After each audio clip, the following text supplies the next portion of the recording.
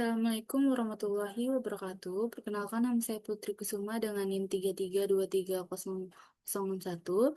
Di sini saya akan menyelesaikan tugas mingguan dari modul 1 yaitu peta kendali, variabel, dan persebaran diagram. Di sini terdapat 4 soal, di mana yang harus saya jelaskan yaitu nomor 2 dan nomor 4. Yang nomor 2 soalnya PT Permindo berkah memproduksi tablet suplemen vitamin C dengan dosis tinggi untuk kebutuhan kesehatan masyarakat dalam upaya menjaga kualitas dan keamanan produk. Kandungan vitamin C aktif dalam setiap tablet yang diproduksi harus dipantau secara ketat untuk memastikan proses produksi berjalan sesuai standar Good Manufacturing Practice atau GMP dan eh, berada dalam kontrol statistik yang baik Departemen Quality Control atau QC. Melakukan inspeksi rutin dengan mengambil sampel dari 15 batch produksi berbeda selama periode produksi 1 minggu.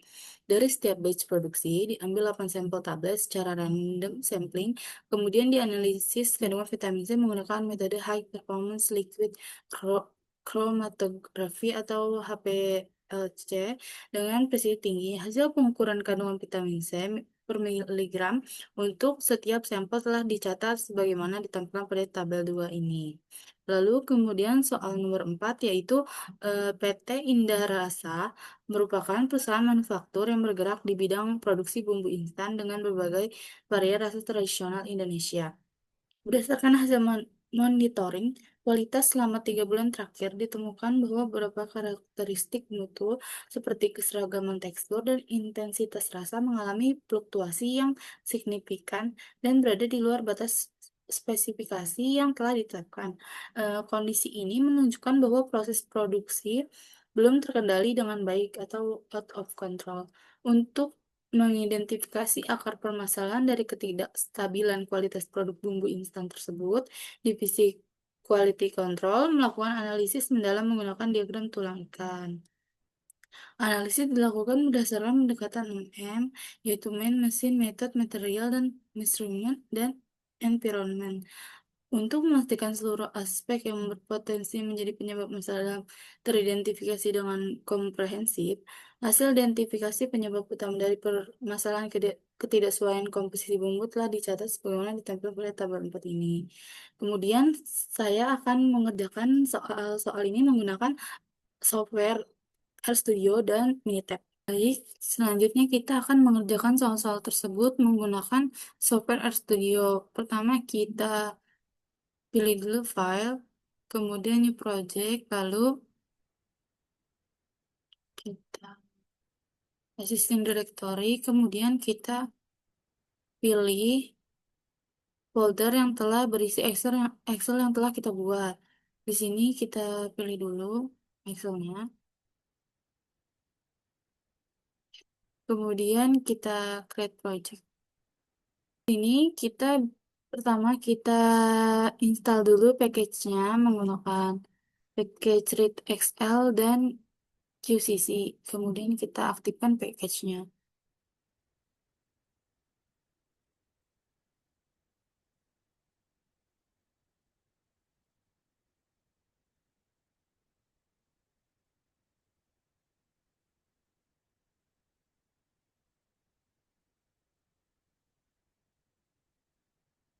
Setelah aktif package-nya, kita kerjakan soal nomor 2. Di sini soal nomor 2-nya saya input data terlebih dahulu. Di sini kita menggunakan saya menggunakan sintak read XL SX di sheet nomor 2 dari soal 2. Lalu setelah itu kita hilangkan kolom ke-1 dari data soal 2, di mana di situ kolom satunya itu berisi tentang batch keberapa, bukan data yang harus kita olah. Di sini kita buat peta kendali R-nya, di mana di sini sintaknya kita memakai sintak QCC, lalu datanya menggunakan data 2 untuk membuat peta kendali dari data 2.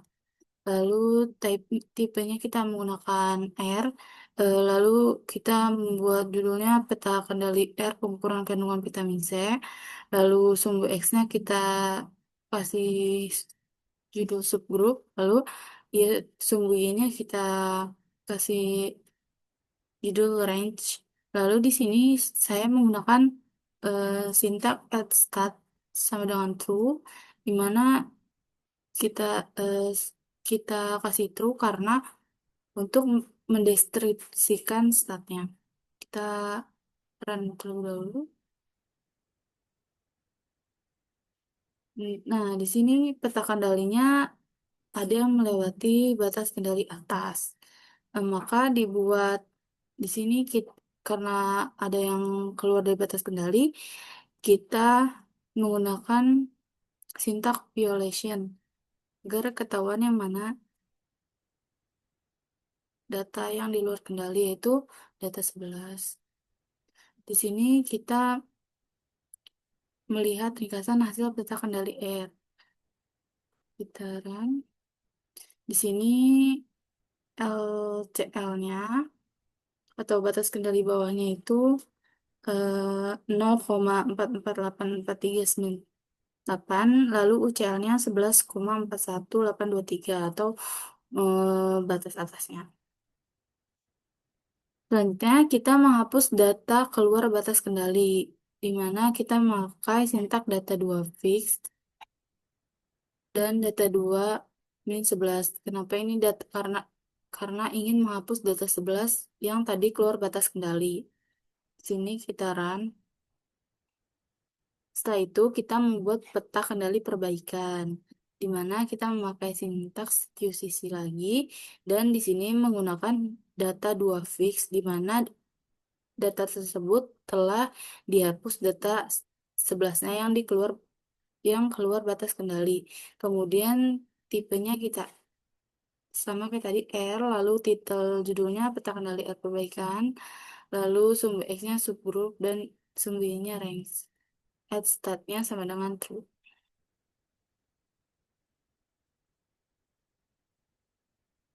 Nah, di sini sudah nggak ada data yang keluar batas kendali, di mana kita lihat ringkasan peta kendali R perbaikannya.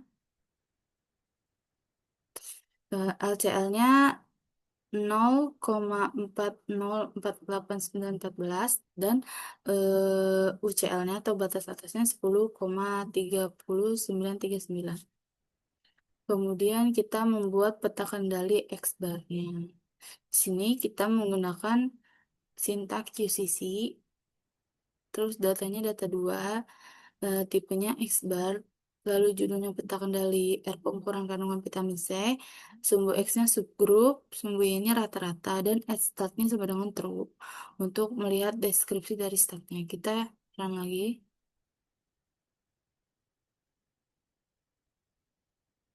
Sini peta kendalinya bisa dilihat bahwa ini tidak ada yang keluar batas kendali. Kemudian kita lihat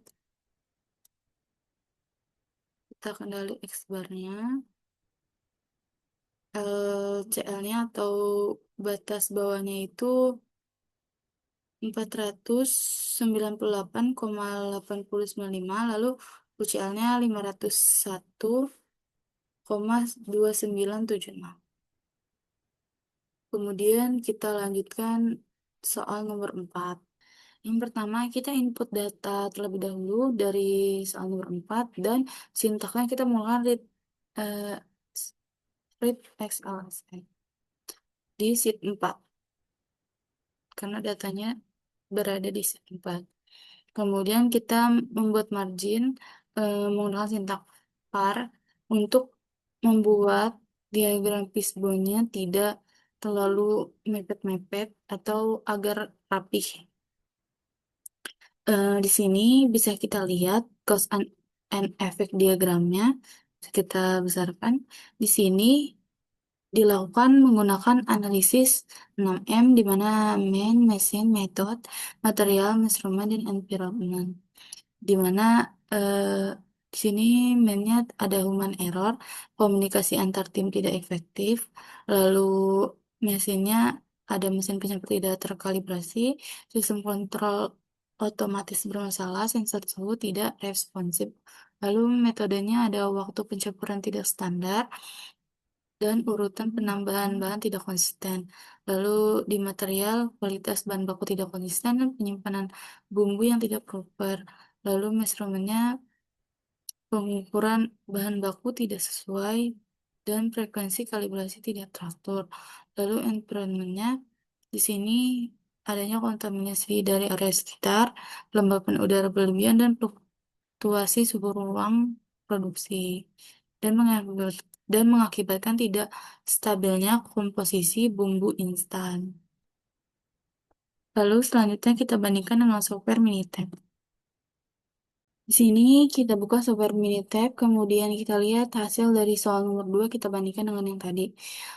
Di sini untuk peta kendalinya kita lihat, peta kendali R-nya kita lihat di sini dari samplemen mendapatkan batas atasnya sama dengan 501,298.